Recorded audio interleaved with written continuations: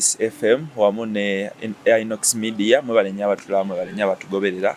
Amanya nze Bernard Ssengonzi olunaku lwa Monday lwakakuba naye tugenda batambuza ensonga mpola mpola nnyo. Owaayi amawulire mangi agagenze maaso n'okubeera nga gatambula wiiki eno wamu ne weekend eno tugenda batugayisaayisaamukko. Yes, tugenda batugayisaayisamu ne muganda wange ono Innocent Soko babuuzeeko. Why muli mutya aba CBS mukutuka CBS wakawaka wa Buganda bonna muli bulungi obulamu bweyagala akakuba mukalaba nera tukomyewo ku Inox Media nga bulijjo tubawe ebipye bitambula mu ggwanga lyaffe lino Uganda tulabe embeera nga bwetambula. Why obadde ombuzeeko akasuuti okalabi kati ani goyisaamu eggaali. Why olunaku lwa Monday ono tujja tulwetegekedde nga twetegese n'okulaba nga tuyisaamu ku bantu. Ono omusajja ngambye buli owedda gwalaba afuluma mu masengera ali mu masengera awo amasuuti gokka kate nange nzireyo nzije nga njesaze. Kale embeera bwe twegenda mu maaso n'okuba ng'etambula tugenda tutandikako n'emboozi ya muganda waffe Alien Skin. Mabegako bagenda mu maaso ne bavaayo na waliwo akabenje akagwawo akabenje ak'omwana eyafa ewa Fangon. Waliwo stories nyingi zagenda maaso n'okuba nga zijja mbu omwana ye yali avuga emmotoka nga bayitaddemu ekijinji mabega ate nga talina break talina ne waliwo omusajja gwe nalabye nga oba ye mwogezi waabwe ono omusajja ntera omulaba ne Saimu oyo omwana waliwo omusajja akolera mu masengera awo Saimu Kawala waliwo omuvubuka omulala batera kubeera naye ku pano ye naye nga aboogerera kyokka kasi oba ye mwogezi wa Fangon simanyi naye nalabye nga statement nga bwezikoze ate nga ugenda sanga ugenda kuziyisaamu amaaso osanga gundi nga talina nsobi yadde neemu Alien Skin nga talina nsobi yadde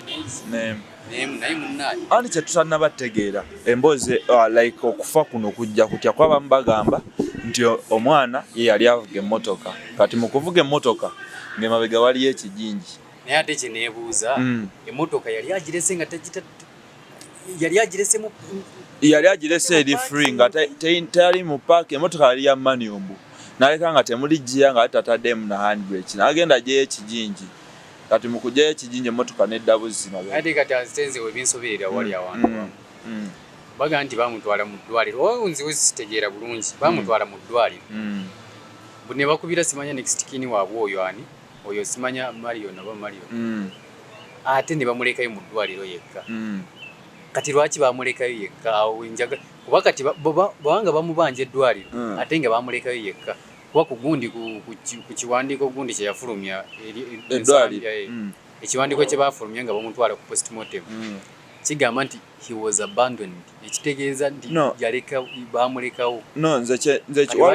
waliwo ekiwandiiko kye nabyo omusawo w'ensambya kyafulumizza omusawo w'ensambya ye yagambye baleeta omulwadde naye mu kuleeta omulwadde nga talinaako kiwundu kyonna oba kisago kyonna otandikira kujjanjaba mulwadde yali ayogera bulungi so mu mbeera eyo ne bamuwako first aid okusinziira ku accident eyabaawo mu kumuwa first aid omulwadde bw'atuula bw'ati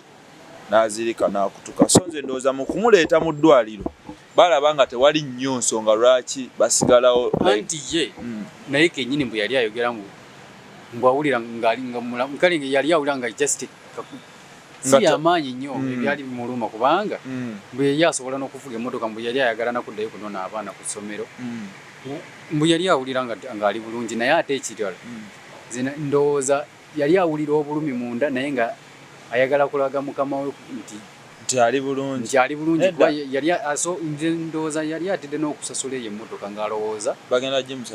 gimusasuza so ng'alina okuteekawo embeera yonna so olowooza kutya kwe kwamuleetera ebyo byonna okutya ayinza okuba nga yali alina okutya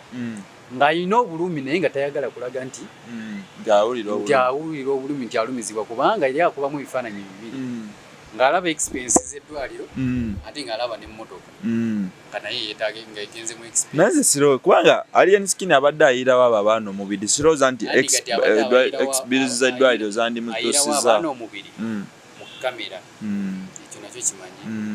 naye tetumanyi behind the camera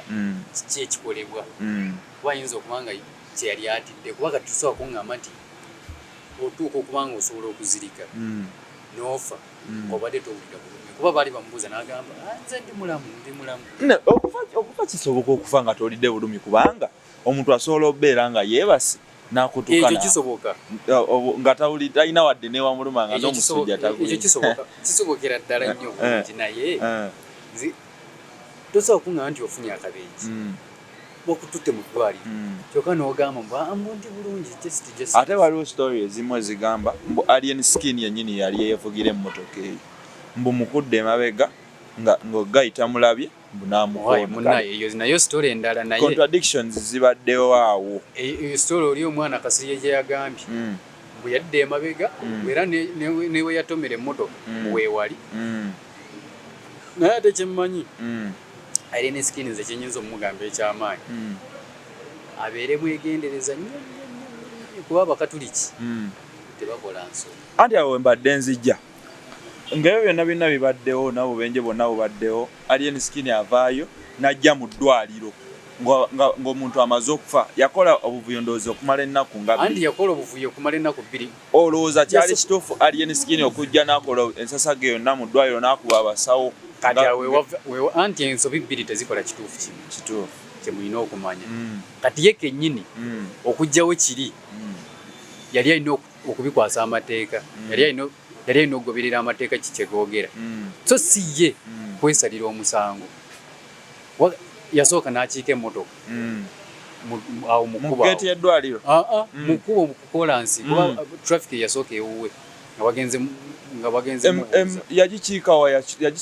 eno kufangoni oba nsambya ku ddwaliro olaba eyo kolansi eyo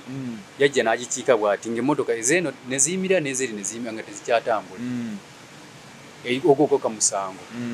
n'ayingira mu ddwaliro ne bakuba abasawo ogwo nagwo musango mulala then n'ajjayo ne ziripooti n'azeewa n'azitwala nga teri musawo aliwo ogwo nagwo musango era abo abakatoliki abeere mwegendereza nnyo mpulidde mbu olwaleero bamukomeza anti wetwadde tujja olwaleero azze mu kkooti leero ennaku z'omwezi ziri 25 baali batugambye alien skin bamukomyewo mu kkooti n'ennaku z'omwezi 9 so andi kati ennaku z'omwezi 9 Desemba kisuubirwa kkooti kisuubirwa okuggalawo nga 6 ne bagenda mu nnaku nkulu kaakati bagenza ndowooza mu kulaba okwabo bagenza okulaba ekisooka alien skin alina erinnya nga ye ate omusango gwe abantu bangi abagwinamu interest so kati tebasobola kuguleka tebasobola kumusibira mu gundi mpaka alinde mwaka gujja tekisoboka kuba tusuubira kkooti zonna okuggalawo nga 6 bwe taba entanye entaamenvu ati alien skin mu kumusomera emisango tugambe nti gimusse mu vi oba kale ne kino kyennyini ekibonerezo kye bamuwadde olowooza kino kigenda yigiriza alien skin bw'atya bw'alina okweyisa mu bantu nangeri kiri alina okukwatamu alien skin yandibadde nga yayigadde kubanga we yajjira amaanyi ge yeyina kati kyemmanyi siga ayina era ennaku zino abadde alwana nnyo okulabika mu kamera abeere relevant kuba abadde aweddeko naye nze ŋŋamba ebyo ebintu bwe bityo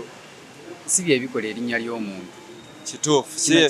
kyandimuyigiriza kubanga Bobi alina statement gye yakola n'agamba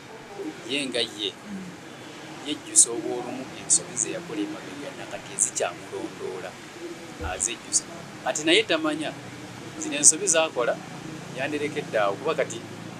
naye nze ndowooza oba oluusi giba gikyali myaka nze no nabeeranga awo nendaba ebintu alien skin byakola yajjanga ng'avuma abantu paka ku kino kye yakoze alien skin yajja bulungi yajjanga ng'omulaba mwana wa ghetto avudde mu ghetto naye nga talina mbeera gy'ataddewo embeera yagenda agiteeka oba yagenda okulanga amasannyalaze mangi oba amasannyalaze ge gamulemerera okwandulinga naye ne gamupasukako kubanga ojjukira we yatandika yasaga ya gundi oyakuba gundi gwe yakuba freedom city kati agittemu omuntu oyakola share yali massive eyo show kati abattemu omuntu okimanyi nti koolo ekyaleeta eyo show okubeera hit nnyo bwetyo okimanyi nti Palaso yamukuba n'atamuddiza era awo abantu abasinga bwe basinga okwagalira Alien Skin we yatandikira nga tamuddiza nga era kigambibwa mbu Alien Skin ye kyamuleeta lwali luyi sinnyumba luyi nnyo ate kati ayimba bisikyoga kati wakutuma abayimba omuleeta ate talina awese balina ennyimba ezakola kati mwawula ebintu bibiri okuyimba n'ekisima ebintu bibiri ebyawukana kati yalina bubeezi kisima kati kusooka tupozingemuko ku mbozi ya Alien Skin awo tuddeko mu mbozi y'akasima n'okuyimba bayimbi ki b'otunuulira osobola okugaa nti ono mu butuufu yandibadde muyimbi w'amaanyi naye osobola obbasomye n'ogamba kituufu ono ali successful naye kasima si ye muyimbi ali awo asinga kati olaba n'abaana abamanyi okuyimba nno tebalina hit tebalabika nnyo mu kamera olaba ono omwana waliwo omwana eyayimba oluyimba ne Irene Namubiru waliwo omuvubuka we yayimba ne Irene oluyimba kayeba kyako waliwo abaana abamanyi okuyimba kati nga Jostede amanyi okuyimba Kenzo Palaso amanyi okuyimba Wizo kale tuddeyo ku mbozi ya Alien Skin tuddeyo ku mbozi ya Alien Skin so kati okuyimba sikwe kwaleeta Alien Skin lwali luyi ebyo ebiyimba biraba ebyo ebiyimba biringa bino bineeyimbira byange ebiyimba ebiroboozi ebyo abavubuka b'ennaku zino manyi nabo baakowa kati bakola kiri omwana liri pazo kyayogera mbu mufena tubifiiru kati nabo bali kufena tubifiiru olaba ebyo bafiki famike ebyo bayimba ebyo si ebiri awo ebyamaanyi just babeera na bubeezi na kisima nayimba ekiyimba abaana ne babinyumirwa kuba abavubuka kati be basingayo obungi mu ggwanga so nga tumaliriza emboozi ya Alien Skin eyo omuntu afunamu kyakuyiga ki kweyo ensonga fenna teri ali waggulu w'amateeka zekyensobola okubagala ate ebibi bibiri ebintu bibiri ebifu tebikola kiramu eki yadde nno n'akatini tebisobola kukakola naye olowooza Alien Skin agenda kufunamu ekyokuyiga kino ekintu nakati kyemmanyi yakifunye Alien Skin abadde alowooza nti gavumenti engeri yekiri nti tumutwaliramu olwo olubula okubanga awagira gavumenti abadde alowooza nti tebasobola ate ojjuke nti General Loiso naye yamuyisaamu awo eggaali n'amuwoninga n'amugamba yeesonyiwe ebintu bya gavumenti yeesonyiwe we yali ayambala ezo engoye z'amagye ne bamuyisaamu eggaali era n'azireka naye kati embeera kirabika yatandika okulaba nga atandise okugenda mu State House ali ne babbebeku n'alowooza nti kati ali ku ttopu n'alowooza akikubye ate munnaayo olaba ne bakayihula babakuba akatebe omwana wa geto kale emboozi ya Alien Skin nakati yayiseemu ekyo yafunyemu ekyokuyiga anti ye kati yakyusizza motion ye yali agamba akabonero ngatto kati agamba akabonero kalabba yeyongere tetumwinaako buzibu n'akalabba kale okyali ku mukutu gwa Inox Media wamu ne CBS FM official twongera okugamba nti genda maaso n'okubeera nga osubscribinga likinga tutambuze ne show zaffe zino tulabe nga tufunamu ekyokuyiga CBS FM official tubeera nga tukutuusaako emboozi nga bwe zigenda mu maaso n'okuba nga zitambula mu nsonda ez'enjawulo gamba nga music industry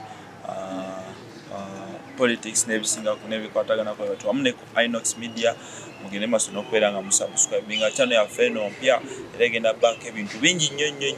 ebyenjawulo channel yaffe mpya naye bannaaye tubadde tubasaba obuwagizi bwammwe mutute musubscribinge naffe tufune ku ttooke bannaaye kale awo n'obwavu bwe tubaako kaawo ate baleete n'obulango tusobola mutuleetere n'obulango tukuba obulango naffe mutuwe ku mugaati temulya wekka kale bwe tubaako kaawo mu Desemba ono nga tuggalawo omwaka ebivulu bingi bigenda mu maaso n'okubeera nga bibaayo Carol Nantongo, Big Eye. Banne Haji Haruna ekikye kiri kyabadde Haji Haruna yakoze ku front page. Yakoze ku front page naye. Yabadde yakamala okukola ekivulu bamugw'omwenda. Olowooza omusajja wafune yali asaba amasanyalaze ye yakenda kunona amasanyalaze Big Eye. Big Eye n'akikuba nalabye n'omukulu amukoledde ka drop. Principal yamukoledde drop naga mujje mugende muwagire omusajja Big Eye. Tewakalabe badde na mu office Big Eye. Mabadde Mickey Wine mabadde muwagire Big Eye awone ku bwavu kubange. Era kawe mabega ngaganti amabanje gamutwala naye kati wagaawona. Andi bagano musasula abasajja. Yagamba yakolera sente nyingi naye teyafuna yadde ekikumi. Ba full figure wonna bakaaba. Abasajja nno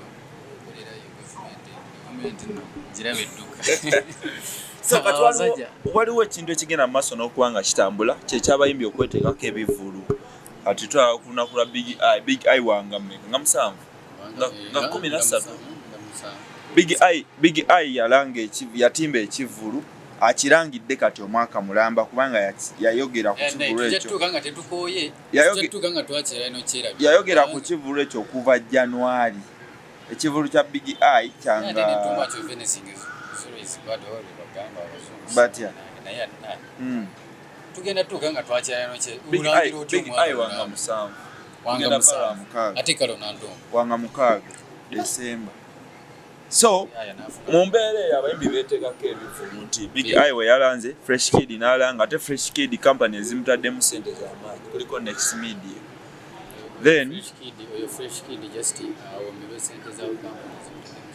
Then waliwo n'akavubuka bakayita Kakono ka TikTok nako ku nnaku z'omwezi ezimu nako kataddewo ekivulu. So olowooza lwaki abayimbi ennaku zibeetekako oyo just anoonya amasanyalaze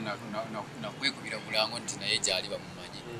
Naye ekyogamba nti alina impact kyagenda okuteeka teri mbeera gyagenda kuteekawo. Yeki Kakono ali awo TikTok abeerawo